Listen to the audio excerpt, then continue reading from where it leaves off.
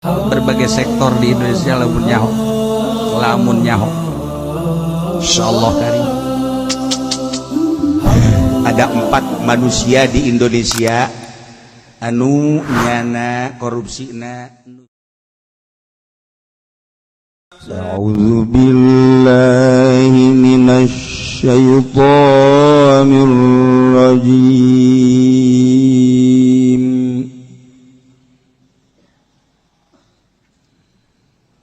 Ma kana lil musyrikin an ya'muru masajid Allah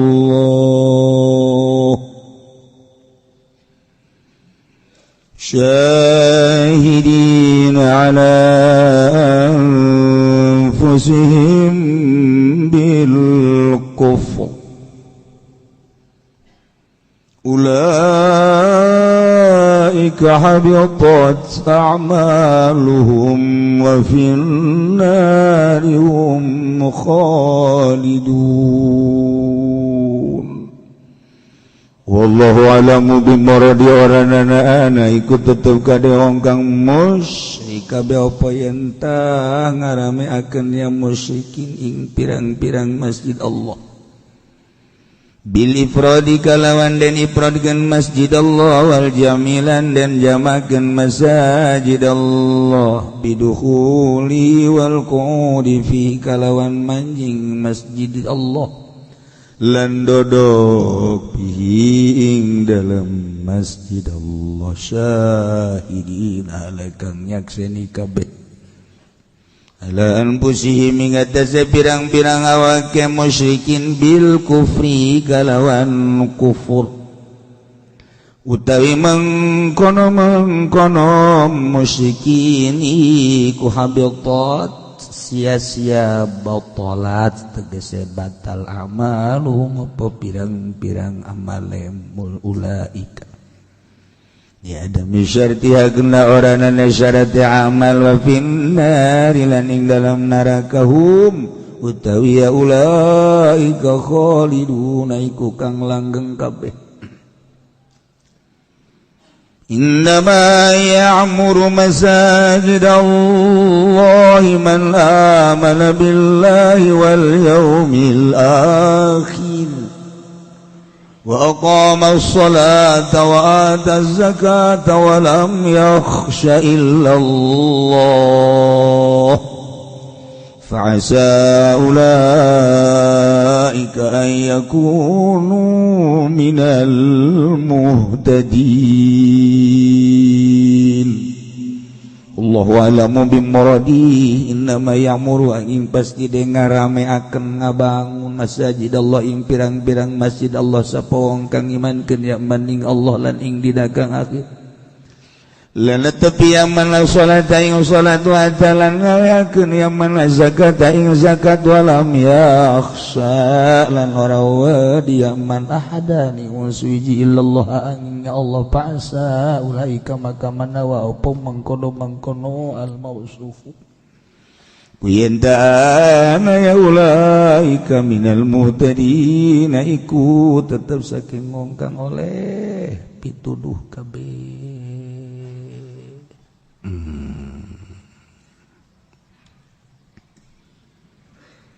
Ayat ieu rek ngabahas tentang ngabangun masjid. Di Islam aya sarana ibadah anu khusus ialah masjid. Ngabogaan keistimewaan khusus masjid. Ketika masjid dibangun semen anu akur, bata anu akur, kesik anu akur, jeung pembangunan anu sejen. Bata dibangun ka masjid eta, ka kantor eta, ka klub ge eta ken. Kesik dibangun ka masjid kesik kos kitu, ka kantor kos kitu, ka bar ge kos kitu ken. gitu keneh semen merekna alalakur tapi geus jadina berbeda fungsina tur berbeda nilai-nilaina. Di mana urang ngabangun bar insyaallah engke aya timbanganana di akhirat lumayan jang sanaraka-naraka. Ketika orang ngabangun gereja sarua no tanda tanganna bakal ke kababawakan itu anu nyumbang gitu kene membangun kantor gitu kene sarua bae nu ngabangun masjid masya Allah bakal dibabawa hiber ke ku masjid.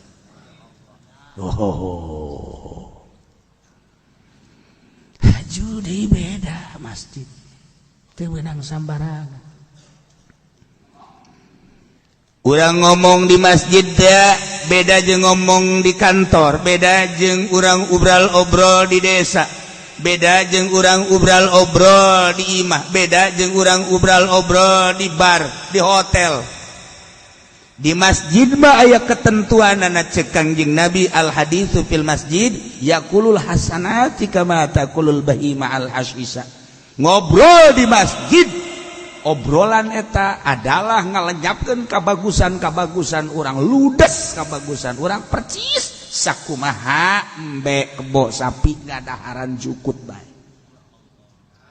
Ngobrol di masjid. Ngobrol di masjid. Dengekeun ku ceuli sia teh sok obrol di masjid. Tah. Wa hadzal hadits fil haditsil mubah. Obrolan ieu kakarake dina obrolan anu sakedar mubah famazannuka bil muharram. Kumaha lamun obrol tentang nu diharamkeun. Geus teh mah lain kos didaharan ku hewan tah kabeulem tah mah. Wa kadzalika al-ghida kitu keneh nyunya nyanyi di masjid. Eta mah syatna ge syatna ge. Kuari mah kapan aya nu ceramah mawa organ ka masjid. Sia anu ngondangna tolol kabehan. Masa di masjid muludan make organ. Tarante geus geus kitu mah. Geus kemun aya rante. Rantena gede jeung nu ngondang-ngondang na rante nah naonan masjid baboga ketentuan al haditsu fil masjid yaqulul hasanat kama taqulul bahima al hashish ulah sambarangan besi kekuk sabab sakitu urang di akhirat cilaka bahaya masyaallah. Masjid mah julukanana buyutullah imah Allah lain sambarangan. Urang lamun lewat ka Tangerang aya merek di dinya kantor. Inilah kantor DPR, tempat setan-setan ngindep teh dia. Eta. Tempat DPR. Kasurupan maksudnya. Liwat urang ka Tangerang aya Polres polisi resort. Wah, eta bang geus teu bisa dicaritakeun. Sira geus teu bisa dicaritakeun.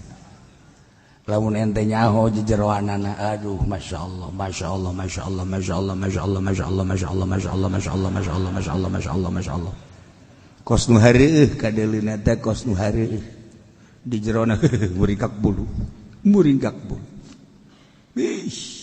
polisi satu sisi orang butuh jang penegak hukum di sisi lain tanyakan coba ka polisi coba tanyakan lu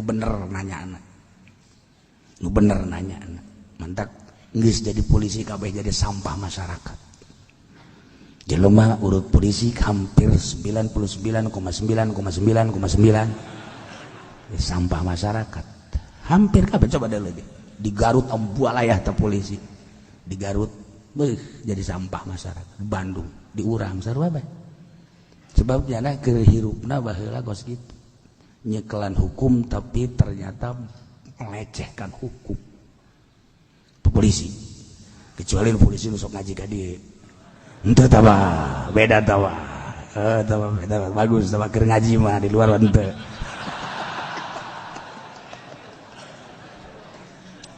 ya Allah ya Rabb tentara ya sawah-sawah jadi tekan kerusakan di jero ewa gua gitu berbagai sektor di Indonesia lamun nyaho insyaallah karim ada 4 manusia di Indonesia anu nyana korupsina nu hiji 3 triliun 3 triliun hiji mal bejakeun ngaranna 4 manusia nu hiji 4,3,7 triliun 4,3 triliun nu hiji deui 4 keneh kepala 4 sekian nu hiji deui 2 teh 200 sekian triliun 4 manusia di Indonesia ku hari jadi lamun nu hiji 300 nu hiji 400 nu hiji 400 nu hiji 300 cepat para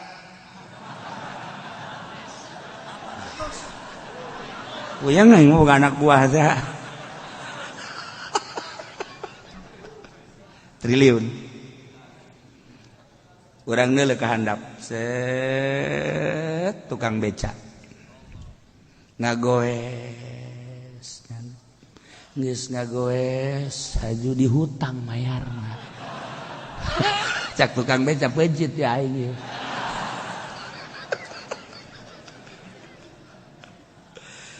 berapa banyak tukang beca dan berapa banyak supir angkot dan berapa banyak orang yang tidak dibayar di pabrik berapa banyak orang yang belum mempunyai lapangan kerja dan berapa banyak orang yang setelah kerja tetapi tidak stabil tuh hanya 4 golongan 4 manusia kelasnya 300 triliun 400 triliun 400 triliun 200 triliun 4 manusia di Indonesia Masya Allah kan mantak borigak dulu mun urang nyaho tah mun urang nyaho jadi kiai pun nyahoanan datang atuh sia kai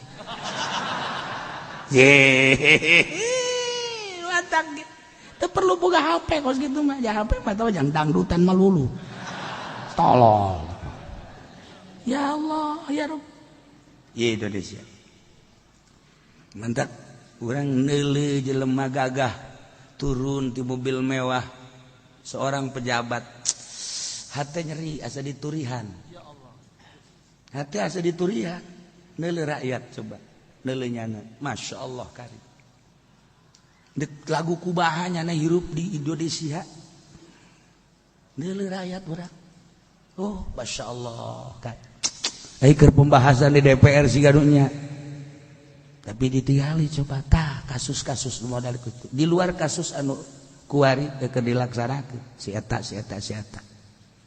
ya kumaha coba ayo duit Indonesia teh iya nah kajian sama urusannya na tanggung jawabnya na ke di akhirat ketika orang ngajenkeun nyana leuwih ngeunaheun tapi ketika orang jaing ge bangsa Indonesia ya aki aing ge baheula berjuang malah diseret aki aing ge atuh aya saeutik mah urang teh sifat kebangsaan urang dihijikeun jeung keagamaan urang kok kieu-kieu teuing berarti urang boga tanggung jawab terhadap negara ketika urang boga tanggung jawab terhadap negara atuh kudu dideuleuh saeun nu rek kekenjalan negara teh bakal kumaha ieu negara dibawa ka mana ieu negara kumaha nasib rakyat ieu geus jelas bensin nararaek endog nararaek malah kamari tukang endog dipepes-pepeskeun cakena kunaon emang bedu aing cenah teh mararaek endog Masya Allah karim aya anu naik resep pamajikan naik bae cenah salaki resepeun teh mah aya nu naik bagus aya nu naik teu aya nu teu naik-naik belu cek pamajikan balik sia ka ditu ah iya masjid ya masjid buyutullah imah Allah mantap cek Kangjeng Nabi man tawaddo'a fi baitihi tsumma atal masjida fa huwa zairullahi ta'ala sajelema nu ngalawudu di imah terus datang ke masjid eta berarti endek ziarah ka Gusti Allah masyaallah karim sedangkan wa hakun alal mazur ayyukrimaz zair berhak bagi nu dizarahan ngamulyakeun ka nu zarah urang geus dipapag begitu urang ngalawudu di imah kemudian ke masjid deuk salat duha Gusti Allah geus mapagkeun weh masyaallah dimulyakeun ku Gusti Allah dibukakeun lawang hate urang ketika orang sholat dihormat ku Gusti Allah ya Allah ya Rabbi ieu masjid lain sambarang mantap lamun urang di Madinah ka Kuba bagusna pas Sabtu afdolna di imah ngalawuduna ieu Kangjeng Nabi nyaritakeun man tawaddo'a fi baiti ngalawudu heula di hotel urang beres terus berangkat ka Kuba dipapag ku malaikat dihormat ku Gusti Allah eta teh sarua jeung umroh ganjaranana urang salat duha di Masjid Kuba sarua jeung umroh ganjaranana masyaallah geus teu kudu di Madinah teh mah jeung jelema-jelema anu ka Mekah ka Madinah urang nu di imah bae pikiraneun ieu pikiran ge urang mah ieu geus bae di imah ngalawudu beres ngalawudu berangkat ka masjid memeh datang aya babaturan ngajakan bisnis Tere datang ke lawang masjid teu jadi asup ka masjidna Gusti Allah tolol teu budak ieu edahan ngahormat ka ditu goblok-goblok teh sadengkeun kan Allah anu endek ngahormatna Allah anu endek mere kauntunganana sadek salat duha teu jadi mah aing teh dimejejeskeun sia ku aing bisnisna awas ya cek Gusti Allah lain ngahargaan ka aing heula ngarahan ka ditu tah aja nama bisnis tinggal bisnis ditipu batur tuh ya badawaddu fi baiti summa atal masjid fa huwa zairullah wa hakun alal mazur ayyukrim zair ya Allah ulah-ulah soal gede masjid mah ngalampuan masjid beman asraja fi masjidin siraja jelema anu nyieun lampu hiji bae di masjid lam tazalil malaikatu hamalatul arsy yastaghfiruna lahu teureun-eureun malaikat jeung malaikat hamalatul arsy terus memang mentakeun hampura ta ka jelema nu ngahurungkeun nu nyieun anu neundeunan lampu di masjid madam ma fi dzalikal masjid satungtung eta lampuna aya keneh di masjid bararoe kemudian kurang ditendenan lampu cadok baheula mah belah nama lampu tempel wari mah zaman listrik wah ieu listrik pareup teu bebeja deui geus langsung we diganti kurang tak masyaallah eta malaikat hamalatul arsy terus besar tungtung lampu caang keneh mamang mentakeun hampura bae ka jelema eta ih wong masjid mah kumaha gitu ya Allah ulah-ulah eta geus di masjid mah ulah eta lah sami tu Rasulullah sallallahu alaihi wasallam ikhrajul gumama minal masjid muhurul huril ain aya plastik letik di jero masjid kurang dicokot ieu sampah ye lah sapira urang es bonbon doang terus kurang disampah diasupkeun ka kantong urang atau diasupkeun ka tempat sampah eta teh horenganan mas kawin bidadari ya Allah ya Rabbi geus pokoknya masjid mah hayang boga bidadari nah nyapuan masjid ya Allah ya Rabbi lamun di dinya aya tai kotokan urang ya cempal dibiceun terus dipel tambah geulis jasad mah tuh bidadarina beda tah mah lamun kan ngan seukur sampah leutik bae mah bidadarina nu kelas biasa tah mah kelas kampung bidadarina ayo mah bidadarina puara ieu mah lamun datang ka urang nyapuan ngepel di masjid aduh asal ulah yang dibayar deui batal ini mah ikhlas lillahi ta'ala muhurul huril ain eta adalah mas kawin bidadari untuk lamun aya jelema nangtung ceng tah sampah tah picen tah rugi eta nu nita tolol lain nyana nu kawin jeung bidadari enan itu goblok kuduna mah sia naon dia indek sasapu awas aing kabeh aing pokona mah geus ulah aya sarariaan kuduna kan kitu kuduna ieu mah ceng sapuan ceng itu mere bidadari tolol teh budak ya Allah ya urang ngalueun teh dempok ka jerona teh kos kitu eta aduh atau babagi sia nyapuan ti ka dieu aing ayo engke bidadari hiji kurang bagi dua emang nah cek yana bidadari kos si mbak dikontrakan kos eueuh deui bae tetep bae dibagi ku Gusti Allah aduh nah ieu kunaon ieu saking mulyana masjid ngomong teu meunang sambarangan di masjid dipakena jang ibadah ka Gusti Allah ngalampuan masjid dipangmentakeun hampura ku malaikat Masya Allah ngabersihan masjid eta adalah mas kawin bidadari ya Allah ya Rabb ialah masjid man bana baitan yubadullah fih banallahu baitan fil jannah saya jelema nu ngabangun suatu bangunan paranti ibadah ka Gusti Allah yani masjid bakal diberi istana ku Gusti Allah di surga. Masjid balai lalagaan. Kuari mah Gusti Allah teh deuk ngajelaskeun tentang kakuduan saha nu kudu ngabangun masjid teh.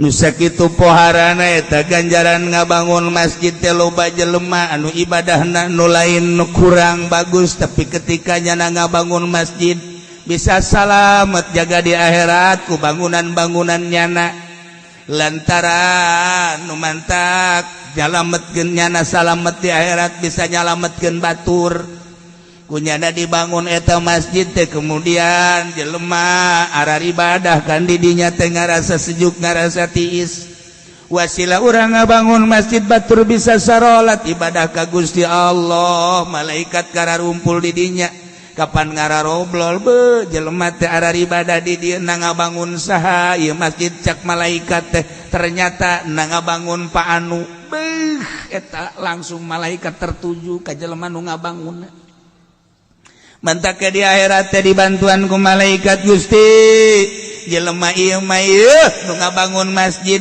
ngawasilahan jelema anu arar ibadah ka Gusti jelema bisa hararusu ibadah ka Gusti abdi saksina nah panglangsungkeun ka sorga permintaan malaikat ya Allah ya Rabb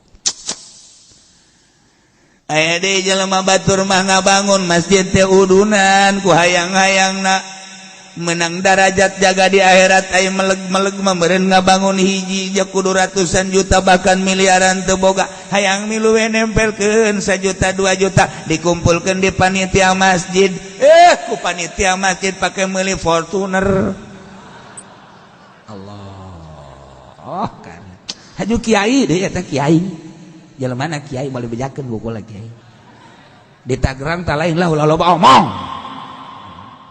ulah loba omong aya nu lain kiai mah leuwih jahat deh duit geus kararumpul di kotak duit geus kararumpul di leungeun panitia dicokot ku nyana diinjem heula jagna teh adek dipake usaha kotak eueuh nu itu eueuh tuh dehem ditolol Masya Allah ya pasti itu sih ada merenek di kanarakakeun eta ku Allah silakan Allah kan saha ieu nu kudu ngabangun masjid tah ieu ayatna kana lil musyrikin ya'muru masajidallah teu pantes teu layak ka jelema anu berpredikat agamana musyrikin kudu ngabangun masjid-masjid Allah musyrikin mah teu layak ngabangun masjid kafirin mah teu layak ngabangun masjid musyrikin anu syahidina ala anfusihim bil kufri anu bener-bener nyaksian ka dirina bahwa nyana kufur dengan bahasa tidak baca 2 kalimat syahadat dengan pagawean nya nama asup ibadah ke gereja jeung ke kelenteng jeung ke berbagai-bagai sarana ibadah lain masjid. Omongan anak geges lain omongan Islam lain muslim lain mukmin pagawean ge kitu kene tingkana kitu kene berarti anu benar-benar syahidina ala anfusihim bil kufri nyaksikeun dirina bahwa dirina kufur teu layak ngabangun masjid. Dina ngabangunna berarti aya unsur-unsur politis anu di ujungna bakal jadi kejahatan. Kristen layak ngabangun masjid. Muslim ulah menta dibangunkeun ku Kristen. Mukmin ulah menta dibangunkeun ka Katolik. Mukmin ulah menta dibangunkeun ka Yahudi. Mukmin ulah menta dibangunkeun ka Konghucu, Buddha dan lain-lain sebagainya. Mukmin baik, kafir urusanana engke bakal bahaya. Allah geus ngajelaskeun maka lil musyrikin ayamuru masajidallah. Teu layak sama sekali bagi jalma musyrik kudu ngaramekeun masjid Allah, ngabangun masjid Allah. Musyrik dan syahidina ala anfusihim bil kufri benar-benar kufur. Nyana benar-benar Katolik, nyana benar-benar Kristen, nyana benar-benar Protestan, nyana benar-benar Hindu, Buddha dan lain sebagainya teu meunang ngabangun masjid. Teu meunang. Ulah unsurna pasti engke bakal nyantok ka urang. Di perumahan-perumahan teh kuari malmah orang-orang mukmin teh kemudian memohon ke musyrikin ke kafirin minta dipangbangunkeun masjid. Salah.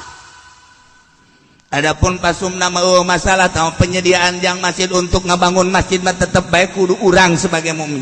Adapun sarana pasumna masalah nya nanya diakeun tah mah tah yang masjid emang kudu, tetapi untuk ngabangun tetep baik ulah diserahkeun ka musyrikin. Sebab daun hatena manyana tetep bae ka urang ngamusuhan. Sarua bae nya najian partai anu ngarekrut supaya didukung. Partainya partai Katolik, partainya partai kafir.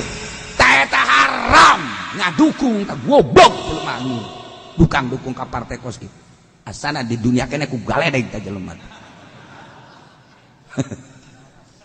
Tarolol jasa di kamarana-maranakeun meureun akidah ngabangun masjid bae ulah.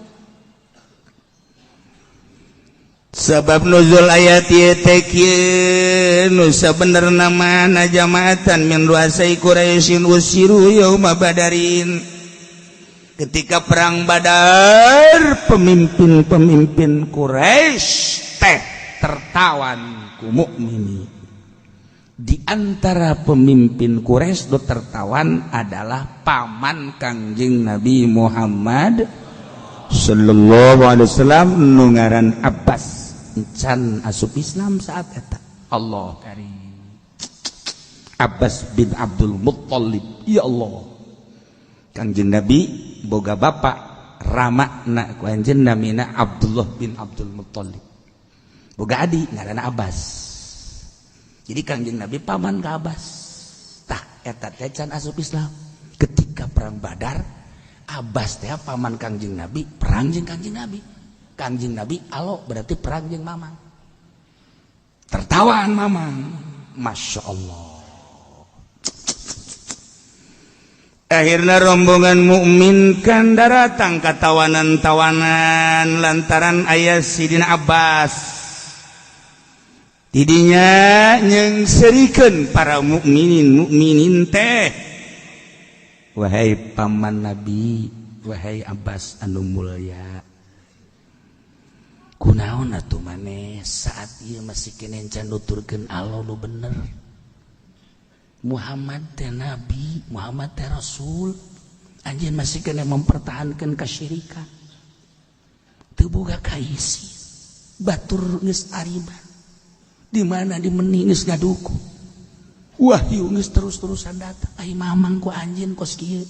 Nanaonan, ieu teh nanaonan. pol Sidina Ali. Sidina Ali lebih keras deui cenah mah. Ya Ali bin Abi Thalib yubihul Abbas. Heh, Abbas. Cek Sidina Ali. Aisyah teu boga deg-degan amat sih. Tuh, batur gak bisa lari mana siapa encang. Sidina Ali tas dietek merenya.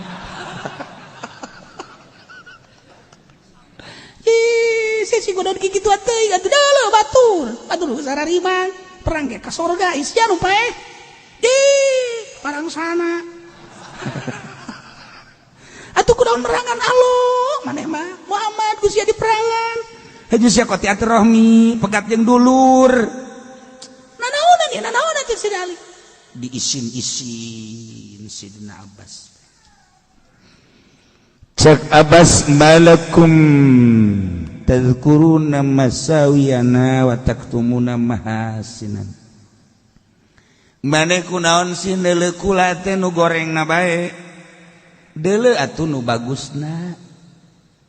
Lamun deuleu nu gorengna bae pasti maneh nyarekanan ka kaula jeung ngisin-ngisin ka kaula. Deuleu atuh nu bagusna. Jelema mah kudu boga pertimbangan. Ulah melihat sebelah mata, nu gorengna bahas, nu bagusna bahas. Ke coba lobaan kabagusan apa lobaan kagorengan. Ulah wakaosok haju nyararekanan ngisin-ngisin. Cek Sidina Ali emang naon bagus maneh? Li Ali.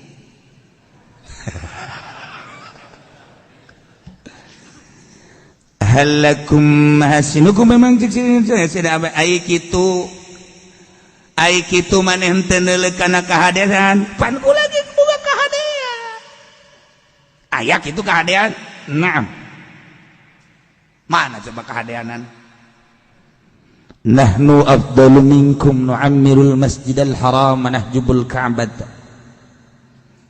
lamun dibandingkeun jeung aranjeun kabeh yeuh kaula leuwih mulya tibatan maraneh kabeh Masjidil Haram saha anu ngabangun jeung saha anu ngurusan Abbas ya. Ka'bahna saha anu ngurusan mandian jeung ngalambuan ya Abbas. Selalu kukula diurus jelema anu marunggah haji anu ibadah saha anu merean caina ya Abbas. Ketika jelema-jelema kesulitan di sekitar Mekah saha anu mere jalan ya Abbas. Deuleu atuh kahadean-kahadeanana. Ulah leuleuh teh kagorenganna bae. Tapi ayana Masjidil Haram nu ngabangun kula. Anu ngurusan kula Baitullah sakitu hebatna nang kula ngurusan. Jelema nu terlantar ku kula diurusan. Jelema kalaparan, jelema dahaga kula nu ngurusan. Tanyakeun coba di Mekah kumaha keberadaan Abbas. Yeuh paman Muhammad. Cari cing kabeh. Sidina Ali ge oge nya sakieu.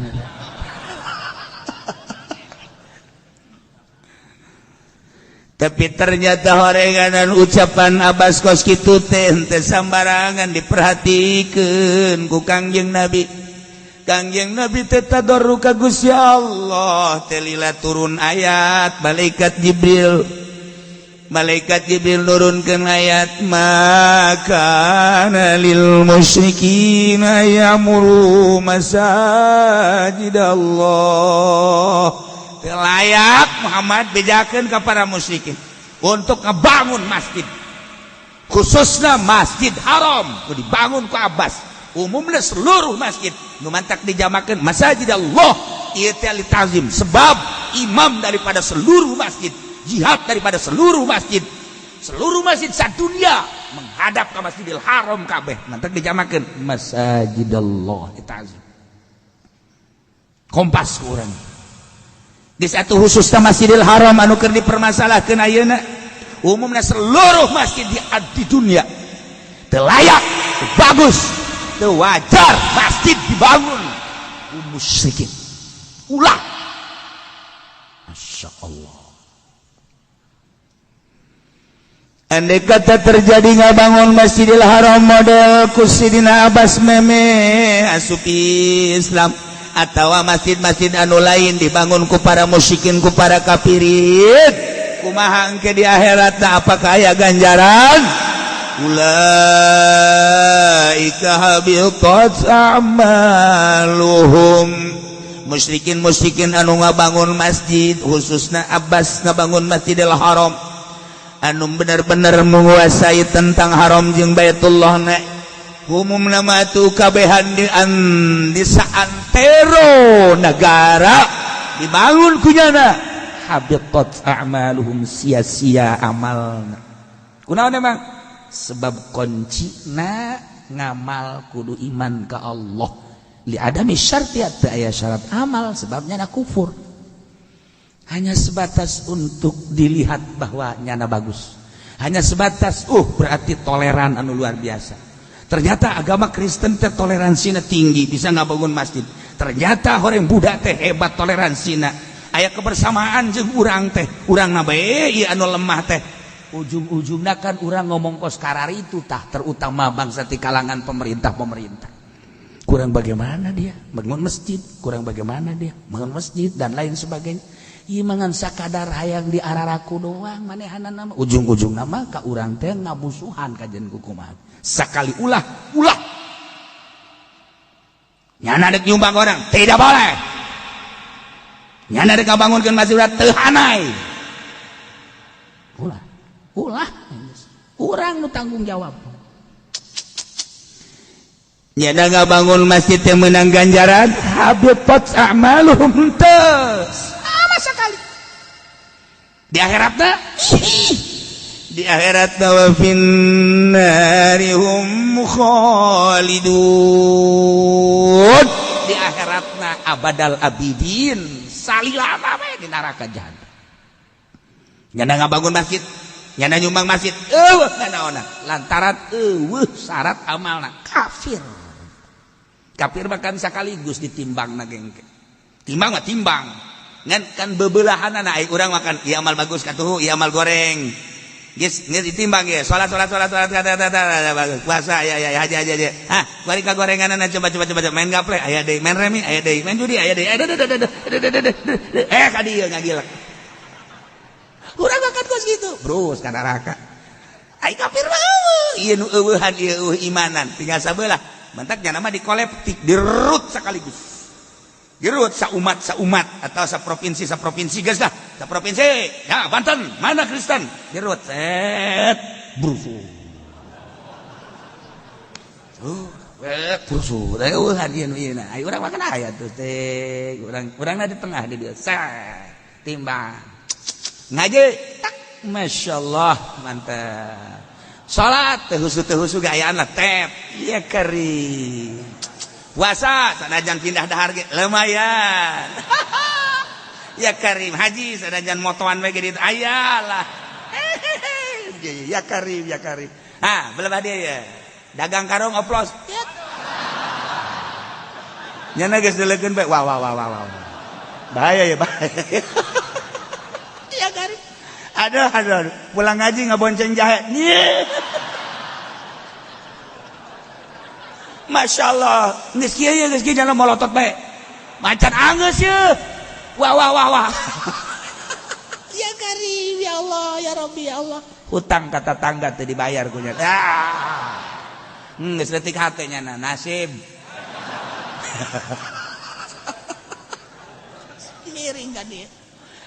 Nah, dia diberitakan kan ke malaikat. Nama Haji Supende ternyata lebih banyak jahatnya dibandingkan dengan bagusnya. Keputusan malaikat Zabaniyah harus dirantai dan disereng. Waduh. Nyana ge dadah. Aduh, Masya Allah Karim. Nah, itu urang mah geus kitu. Kafir bener. Ulaika habitat a'maluhum wa fin narihum khalidun. Kesimpulan nama musyrikin matulah ngabangun masjid telayak tebagus teseyogia bagi kafirin musyrikin anu bebeneran nyana dina kamusyikanana syahidina ala anfusihim bil kufri anu bener-bener ja omonganana ge omongan kafir. Pagawean nage pagawean kafir tingkah nage tingkah kafir telayak cek Gusti Allah ngabangun masjid eueuh hartina sebab ngabangun masjid lain sekadar wujud masjidna aya derajat-derajat tersendiri nu mantak teu meunang bagi musyrikin jeung kafirin non muslim ngabangun masjid titik. Nu kudu ngabangun masjid main nama ya'muru masajid Allah teu aya liana nu kudu ngaramekeun masjid ialah jelema anu man amana billahi ji nu iman ka Allah, dua wal yaumil akhir nu iman ka poe akhir, tilu wa aqamas shalah anu sok ngalaksanakeun salat, opat wa ataz zakah anu sok ngalaksanakeun ngaluarkeun zakat, lima walam yakhsha illallah nu teu boga karempan jeung kasieun kecuali ka Gusti Allah subhanahu. Urang tanu ngabangun masjid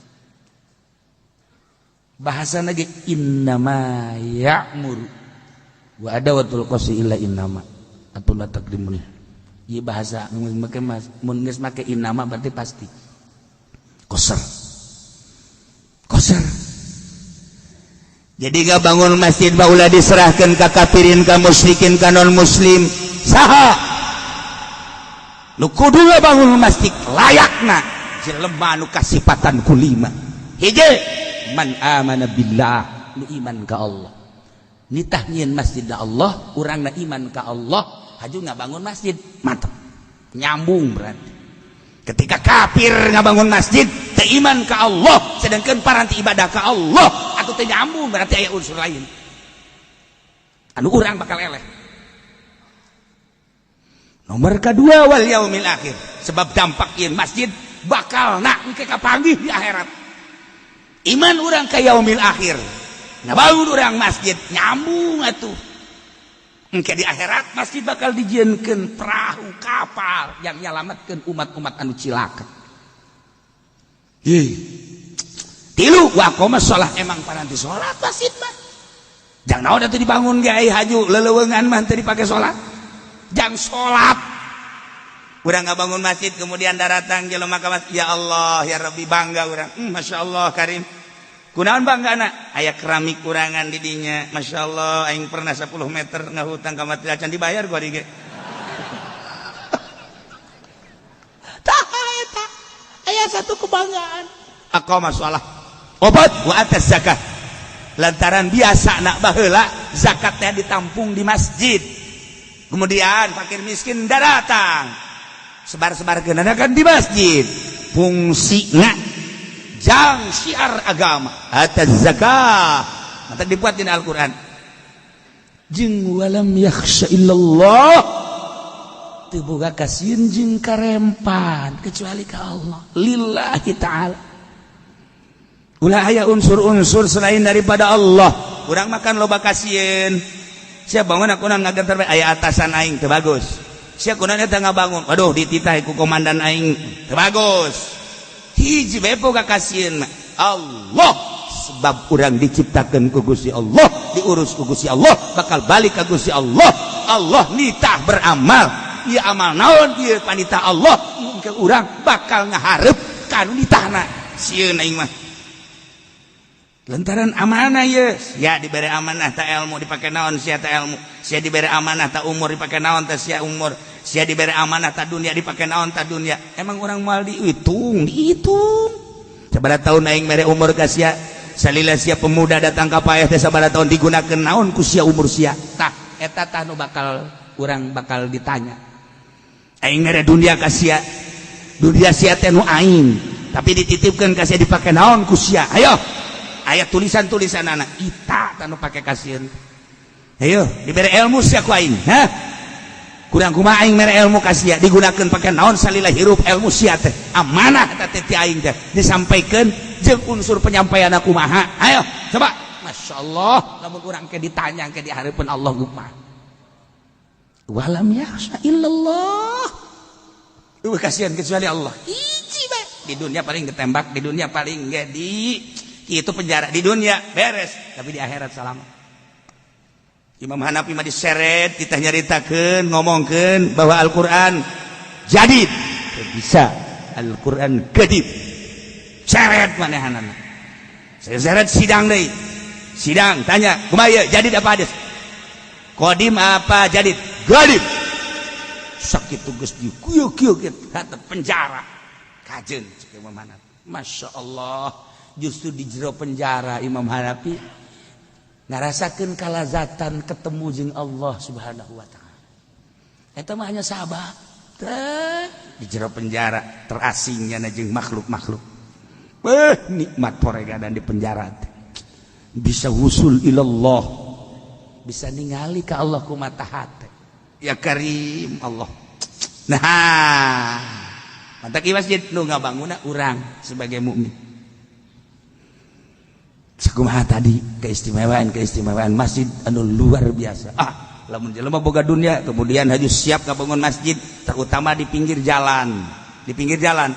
Jelema ngabangun masjid di pinggir jalan, kemudian jelema lewat pas waktu sholat terus nyana sholat jadi eta mah geus teu kudu caritakeun buanjana nu buadana nu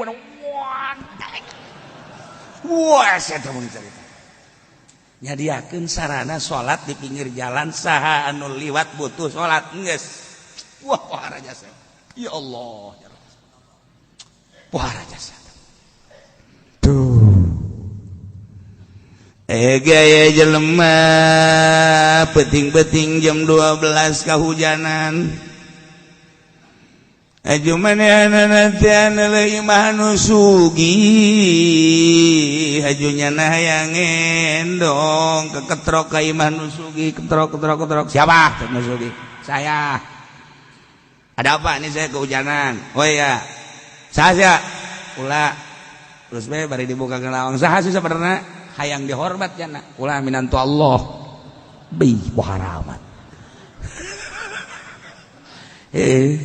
setengah kiai jelema gitu tah setengah kiai saha sia ulah minantu Allah maksudna mah hayang dihormat abeh datang ke jero teh dibere kamar nu bagus kasur nu bagus minimal atuh bere dahar heula kan minantu Allah ngaranna ge atuh pohara sia minantu Allah tungguan mukakeun lawang cekel we leungeun ayo tadi imah Allah sia pan dibawa ka mana sia minantu Allah dibawa ka masjid tak ngasupkeun dikunci tah imah Allah tah sia nu sugihna sableng meureun teh nya sia tah nu sugih tinggal eta mah setengah kiai di masjid atuh kieu mah aing teu kudu kanyana jangan teh aing bisa asup sorangan yo tungtung tiris bae di masjid banjana hujan gede bannya tiris ban salah ngomong aing dek sok-sokan tapi mah abeh pajar wali meureun gitu sagada minantu Allah itu dibere ka imah Allah tungtung nama teu isuk-isuk nyeri beuteung bepan kapagi jeung nu sugih teh hakan tah minantu Allah teh sia ai ka aing ulah sok sambarangan tah jadi urang ulah sok sambarangan ngomong masyaallah kari tah eta masjid kuatah jelema nu ngabangun masjid fasaulaika ayyakunu minal muhtadin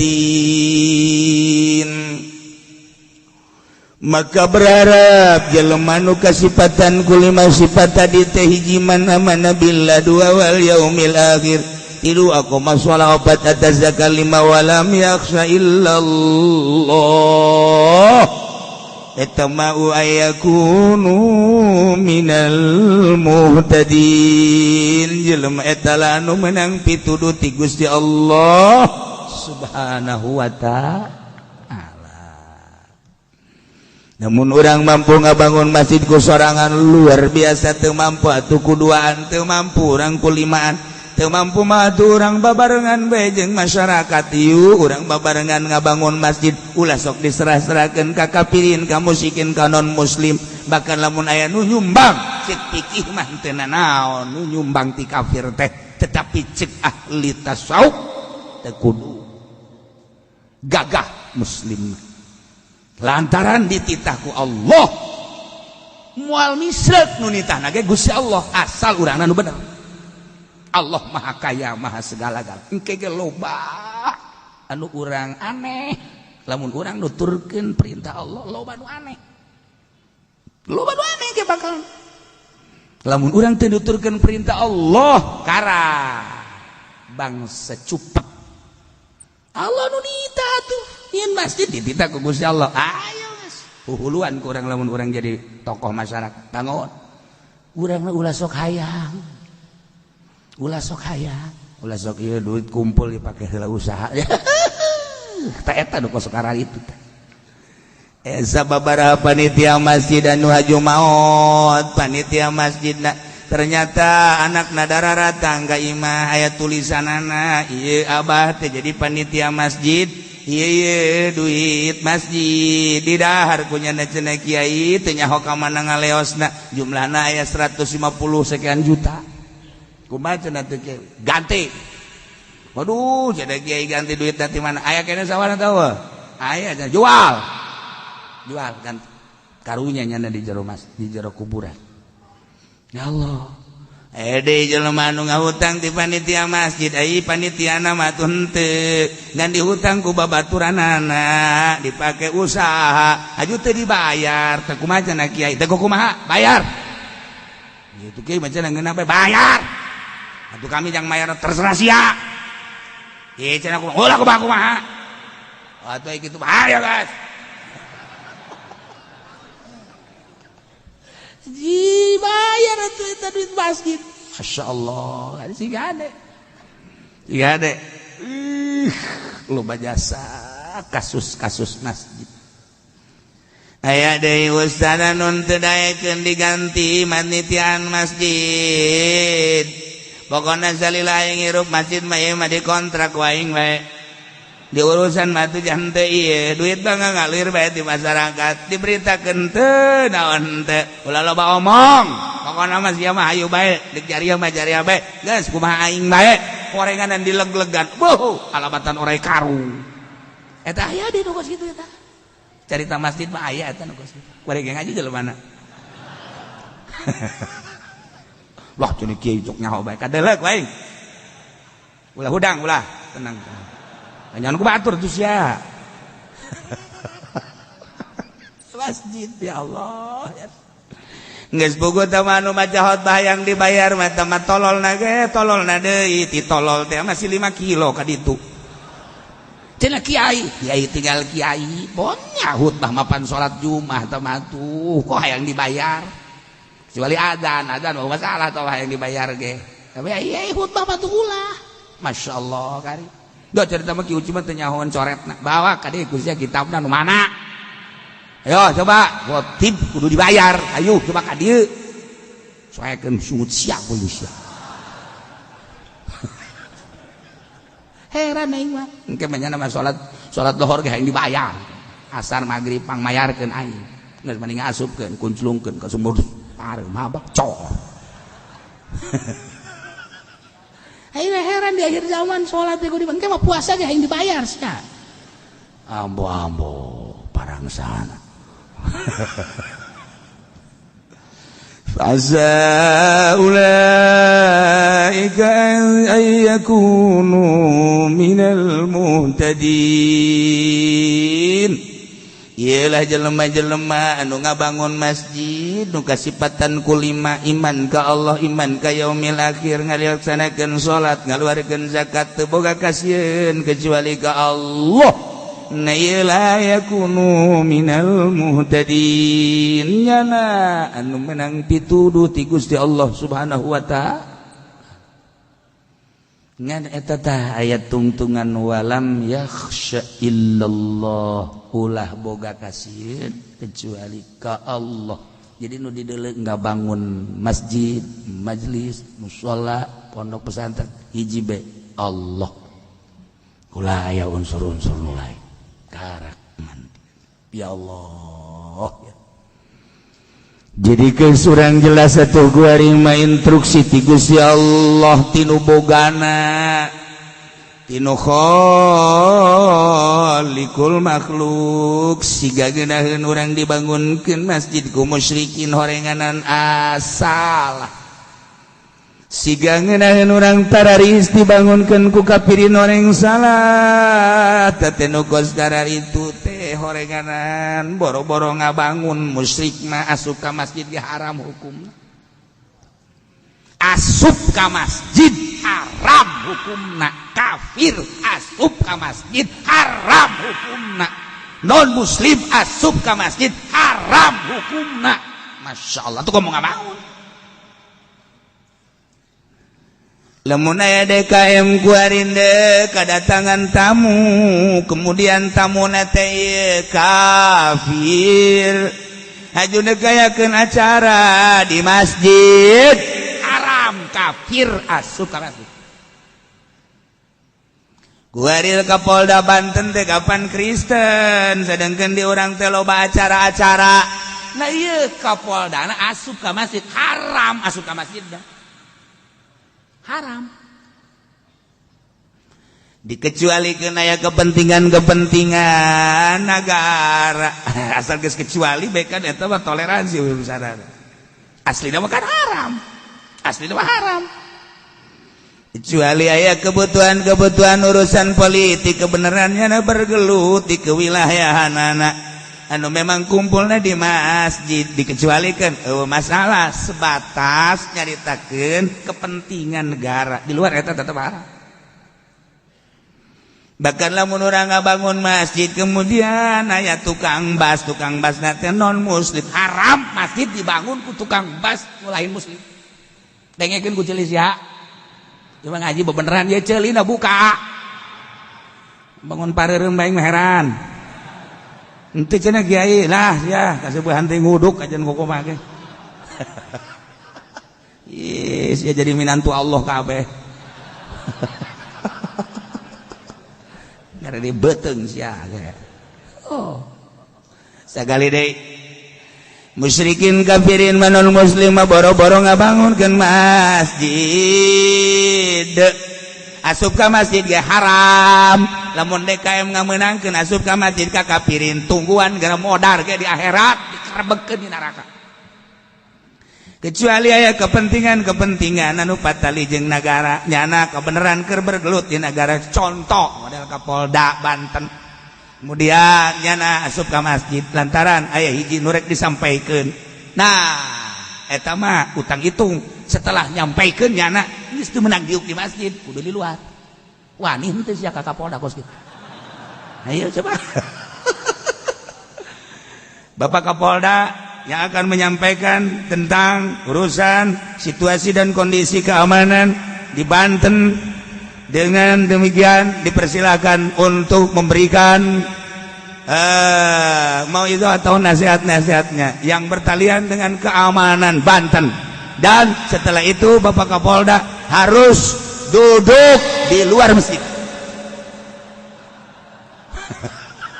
Ayo sih ditembak sih ya. Teu beudang tah. Teu beudang diuk di jero masjid haram. Ini kumaha tuh? Sebabnya nama kan eueuh kecintaan ke masjid. Berbeda. Jadi berarti manehanana makan lalagaan di jero masjid. Sementara urang makan ngagungkeun ke masjid. Aya aturan-aturan tersendiri kan di masjid teh. Nyana mah kan teu boga lantaran lain imahnyana. Teu nyambung antara nyana jeung masjid sebab kafir ka Allah anti, ka Kanjeng Nabi Muhammad anti. Sedangkan ieu mah wudi alil ibadah masjid mah. Tah, mudah orang ningnang boga Kapoldaan. Tah. Ya. Mudah syahadat ka masjid, asup ka masjid haram, dikecualikan aya kepentingan. Urang ngabangun masjid ya, ngabangun masjid nu ngabanguna tukang basta non muslim haram, kudu muslim bae. Emang eueuh deui kitu muslim anu bisaeun cenah bararengkok mah kajen bengkok saeutik mah. Iya kudu muslim bae. Nyaritakeun tentang ayamuru masajid Allah. Innama ya'muru masajidallah. Takmir berarti kan ngabangun masjid. Ngabangun masjid teh aya dua, hiji ngabangun hisiah, nomor kedua ngabangun ma'nawiyah. Ngabangun hisiah mah ngabangun secara finansial, secara bukti, secara ngabangun fisik, eta ngaranna hisiah, ngabangun masjid atawa islah renovasi masjid. Patali jeung pembangunan masjid ngaranna hisiah, asup ka dieu innama ya'muru masajidallah, patali jeung fisik masjid. mulai dibangun pondasi sampai selesai atau renovasi atau tazyin memperbaiki mapayasan masjid sarua eta ge termasuk hisiah kaca-kacana kurang diganti eta hisiah ngaranna oh iya disbangna geus teu layak diganti kurang oh iya lawangna eta atau iya dipoles deui kurang teh hisiah mulai tina ngabangun atau renovasi atau memperbaiki mulas-mulas dan lain sebagainya nah ieu ngaranna hisiah takmirul hisiah asup ka dieu innama ya'muru masajidallah aya anu ngabangun masjid takmirul maknawiyah geus sianana datang urang gadinya pakai salat urang pakai itikaf eta ge ngabangun masjid keneh jang naon hartina masjid atuh anu mun geus sia jang naon datang urang ka masjid urang itikaf di masjid takmirul masjid ngaranna ngaramekeun masjid tadi mah ngaramekeun masjid segi bangunan kuari mah ngabangun masjid segi ibadah maknawiyah yo urang ngajakan ke masyarakat yuk urang ramekeun ieu masjid yuk urang pake marhaba malam Jumat urang pake ngaji nu patali jeung ibadah yuk urang ngagungkeun ka Kangjeng Nabi poke maulidan urang nyaho salat nyaho puasa nyaho zakat nyaho ngabangun masjid ti Kangjeng Nabi yuk urang maulidan atuh ulah cara Muhammadiyah mah kunaon sih nyaho salat ti Kangjeng Nabi tapi ketika deuk diramekeun Kangjeng Nabi na ulah nanaonan urang nyaho Allah ti Kangjeng Nabi wajarlah urang agungkeun ieu Kangjeng Nabi yuk nyarokot apem sering hiji ayo guys pokokna mah dat ditampung ku panitia dibawa ka imah panitia Masya Allah tamirul masjid saha nu layak jadi imam saha nu layak jadi muadzin tamirul masjid supaya ngeunaheun setiap jelema nu datang ka dinya terasa ibadah teh sok ayo urang ayeuna mah ramekeun ieu masjid teh sanggeus tadi bangun ngabangun ngaranna takmirul hisiah kudu muslim teu meunang kafir nah takmirul maknawiyah kudu ahli ibadah nu layak dihareupna saha ieu imam nu layak belah dieun imam saha sebab naon besi imam hitut imam salat maghrib Allahu akbar menang sarakaat tut sak imam teruskeun ulah tugu masih bae namun teruskeun atuh doraka sia nipu batur ieu sia teu boga wudu batur boga geus salah tah geus tah imaman kan nah ieu nu disisieun urang teh kan lamun nu bodoh weh kumaha ieu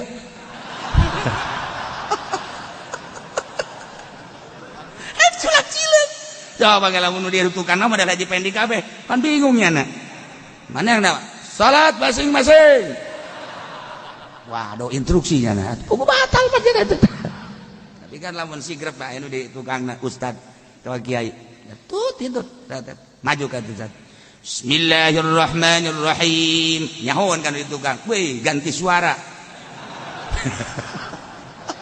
langsung berangkat menang 2 rakaat menang kadua hitut deui nya kan dia kudu tah ieu nu katilu jadi berarti 1 kali salat maghrib 3 imam atuh masalah tah pala linter makan geunaheun coba lamun nu bodoh Masya Allah karim culak kieu Noel kumaha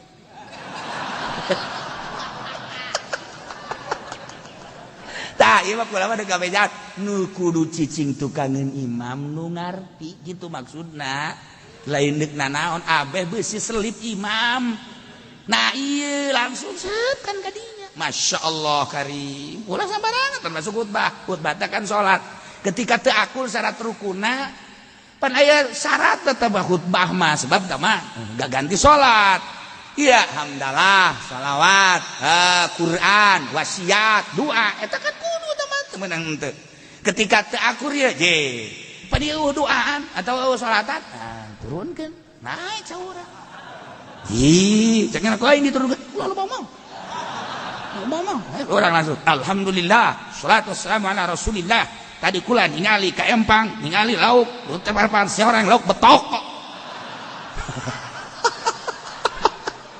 Masya Allah karim ya Allah ya Rob cek masyarakat jadi kos kieu ya alhamdulillah kula tadi ka empang ningali liang seorang liang kasih Allah wah ya teu beres ieu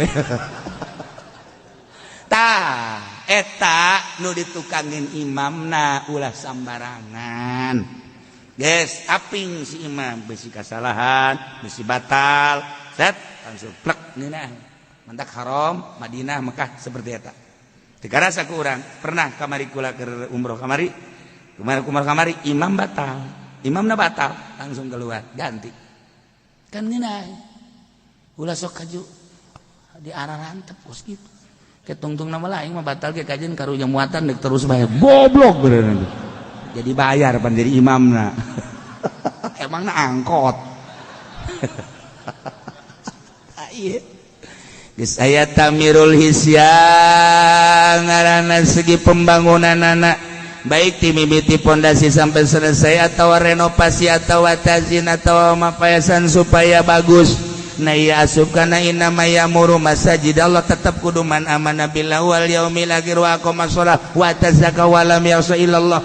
Nomor kedua tamirul masjid min jihatil manawi disebut tamirul manawiyah ngesianana jamual ieu Kristen mangesian masjid Katolik Protestan jamual Yahudi jeung sajabana pasti nu ngesian masjid mah tamirul manawiyah tetap baik kudu man amana billahi wal yaumil akhir wa aqama sholawata zakah wa lam yakhsha illallah. Nah asup ke ayat innama ya'muru masajidallah ramekeun masjid diperintah ku Gusti Allah dina segi pembangunan anak ngabogaan nilai tersendiri ke di akhirat lain lalawar bangpang meungpeung kurang hirup di dunia boga dunia muyah mayeh nu isuk pageto bakal ditinggalkan ku urang hanya jadi rebutan ahli waris maning ku ari pake ngabangun masjid kebutuhan di lembur nu ngabangun masjid bangun ku urang mumpung urang keur boga terutama di pinggir jalan jangan nu lewat eta mah ganjaranna geus pohara gedena ge lain lalagandi gedena pohara jasa aya tekna dina sahabat nyaritakeun ka Kangjeng wah ya Rasulullah wa hadza fi tariq naam hadza fi tariq berbeda cek Kangjeng Nabi yen ngabangun masjid di jalan jelema teu nyuha teu nyaho neulejam waktu salat di dinya derdai ya Allah teu karasa eta amal ngalir kanu ngabangun tuh ya ngaramekeun masjid urang mantap kula sok sedih teh ge artina di Indonesia sakieu geus pohara jasa digodaan tapi lamun urang pas salat di rest area pinuh mah eta pinuh di Jakarta di toko daun kelapa mangga dua kula keur meuli kaca tak kaditu pas salat zuhur wah man je cegula jata mah pelayanan nu dihandap teh anu susuna gede teh gitu dah ya Allah nyana make eta susuna di kaluar-luarkeun bajuna salat make mukena beres make mukena make rok mini deui mah budak bajung ngasana ya tapi masalah guys eta hebat maksudnya hebat jaheu berarti eta kan teman-teman menjana mah keur ngalayanan doang kan beureun di titahna kos kita atena mah kan berarti ka masjid mai antri salat ya Allah ya Rabbi nah ieu di Indonesia mah hese diulah-ulah salat bae di pabrik ge demo hayangin masjid encek bingung encek hanya tolol lu ulun sulekelnya sini kenapa bikin masjid hanya encek goblok gua di demo tapi di Indonesia bagus kos gitu baik mentak kayak di Polres aya masjid atau yang guru di DPR di negara aya masjid yang rentul di orang mah sakitu ge geus alhamdulillahirabbil alamin para di rest area waktu sholat macet tetep bae antri ya Allah ya Rabbi berarti agamais di urang wayana tuh milih presiden anu aya agamaan milih DPR na milih partai anu aya agamaan ulah sok sambarangan atuh ai endek ai moal-moal tarolol jasa ieu mah ieu lah ya urang geus jahota tentang pembangunan masjid ulah kabongbro jeung ulah kabita ketika dibangunkeun kaum muslimin kecuali asumna dina perumahan kudu disadiakeun nu ngabangunna tetep muslim teu meunang bangsa kafir ulah muslim bae pengen dipakai aj'altum suqayatal hajj wallahu a'lam.